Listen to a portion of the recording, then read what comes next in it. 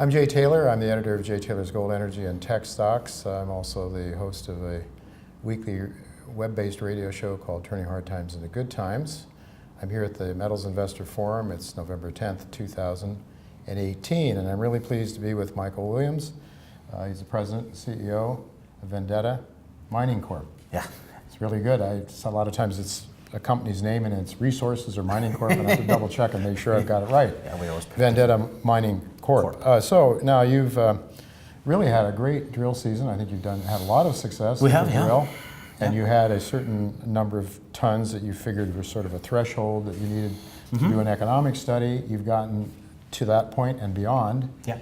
And we've got a PEA, or is it PEA? PEA, yeah. PEA coming out by the end of the month, I guess. And, Yeah, it's been a long time coming. We were hoping it was going to be ready in September, but it's here now, and we should have it released publicly by the end of this month. Yeah. Well, I guess you can't say too much about it, but forward-looking statements, you must have some idea if the tonnage, the grades, I believe, have been better than a lot of the more recent grades have been better. Yeah. A lot of good things have happened. A lot of them open pitable that you weren't sure it could be to start with. And yeah, just when we picked up this project in 2014, the goal was basically, let's show that we can make this economic as quickly as possible rather than just add tons. So we've been shooting for this PEA since the inception of the company, really. So we were hoping to get to 15 million tons and then, mine on our best 10. Where we are right now is we're at 14.5 million tons, but 2/3 of them, close to 10 million are in open pit category, which is significant, and half of the open pits in the indicated category. So we've done a lot of really good work, and our grades of on average are getting close to 9% in the indicated lead zinc combined. So we're there, I think. It's what we wanted to be at. We can demonstrate to the market the economics, and that's paramount, because now you can underpin the value of the stock, I think, and we can start to head towards production if that's the route we choose. Now we did this PEA as a standalone, but there's 2 mills in the vicinity. We'll investigate the opportunities of using those, working with the 2 groups, or see how it plays out. But now we're here, it certainly gives us a flexibility to do that. And we're starting to see some interest from the private equity groups. I always make the comment, people are looking for good base metal stories. They're hard to find, and we're in infrastructure, so we don't have that hurdle. The CapEx, will come in under 150 million, I think. So that's key, because a company like ours, it's not too big of a nut. We could put it into production if we chose to. yeah, and it's lead zinc. Zinc is certainly, at least from a fundamental point of view, looking very strong. The price has been lower, but for various reasons. Yeah. It's, I think, pretty optimistic for the time being. I know the window for zinc, a lot of times the bull markets are fairly short. Yeah. And one of the things that attracted me to your story was the idea that you could get into production or have it produced during this current bull market.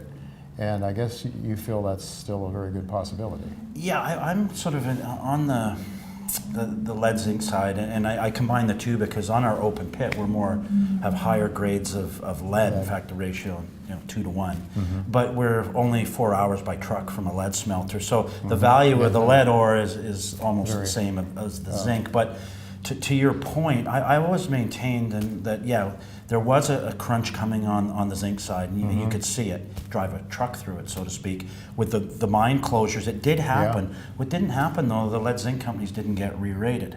And I think, to your point, I think a lot of people realized that it was a temporary function, because you had low treatment charges and refining costs at the smelter level, and 10-year highs on the metal price. Those two don't go together for very long. They'll drive the price down. But I think the key tenet going forward, and this is vital, there's 2 things have happened in the industry that people, I don't know if they've realized yet. One is Glencore it looks like they'll backstop the price of zinc by shuttering their mines when it reaches a certain level. They've done it in Australia and Peru. So the days of 85-cent zinc are over. I think we're going to exist in a world of sustainable zinc prices, $1.10 and $1.20 in that range. That, to me, is more key than having $1.40, $1.50 zinc. Now, we recognize that early, and so we've always modeled our project. For instance, our PEA is done at $1.05 zinc and 95 lead. So if it is $1.10, $1.20, it's even more robust at that point. So I think that's key, and I think there's going to be a re-rating of the companies. You know, give it 18 months when people realize that lead and zinc are going to be $1.10, $1.20 into perpetuity, rather than falling back below $1.85. So that, and then you will get the spikes, which are great, and then that's what you need, and that's why we have 10-year mine life, so you can take advantage of those high metal prices. But you know, sustainability is the key. But being conservative in your economics, so you have to. Very good. One of the things also, you have optionality with your project. I think, as you mentioned, you have a couple of mills around that you might find it. I mean, the economics could be a lot better, of course, than a standalone for somebody, depending on how it shakes out. Absolutely. But also, you have the skill set to do it alone. And I met one of your guys, Peter. Really strong, very strong. Lots of experience in building mines and doing things in the past. So that was really a big plus when I met him. Yeah, Peter was with Robert Friedland for 7 years. Was the technical services manager at Toigoy, and he did he did all the underground development there. He's a very capable individual, and he understands business development too. So it's. I always joke we're sort of like a rock band. I get to be the lead singer, but he writes the music. Well, you need both. You need both. Yeah. So, what are your plans? I mean, I'm really waiting for the economic studies that should come out by the end of this month, hopefully by the end of November. Yeah. But do you have any perception of what you're going to do beyond that? Yeah, look, I think now it's incumbent on me to be able to demonstrate. I think you'll see us become more of an institutional story. As you know, I think there's still some generalist funds out there and some people looking for good base metal stories. I can quantify it. I think I've de-risked the project. And I think I can still show value moving forward, and that will allow me to bring the valuation up. And then if someone down the road were to make an offer, we'll do what's in the best interest of our shareholders.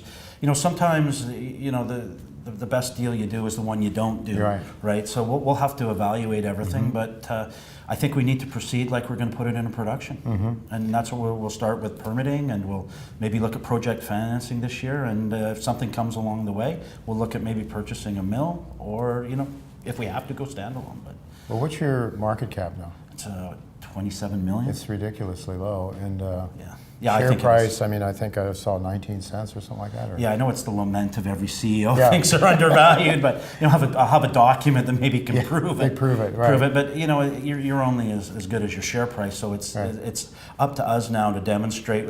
But interestingly enough, if I look at the comps of lead zinc similar stories in Australia, it's 50 to 100% higher than we are. So one of the things we can do, and we're investigating, is do we list on the ASX and get those valuations? That might spur some M&A down the road as well. So that's another alternative, and we're not opposed to that. There's worse places being than on the Australian Stock Exchange. Okay, one last question. How well funded are you now to go forward next year? We're just in the process of, we're looking at several instruments to actually pay our final $3 million advance royalty payment. Then we'll have 100% of the project. So I think we've got all the money we need for next year. We don't have to spend a lot in the ground. We're kind of there now. We put our foot on the gas last year and the year before to get to PEA and do enough drilling. Now it's a case of more business development type of activities, and look at some opportunities on that front, on the M&A side as well. Wonderful. Yeah. We'll certainly be looking forward to that economics report, Michael. Should be a good year. Really great to chat with you again. Thank you so much. Right. Thank you.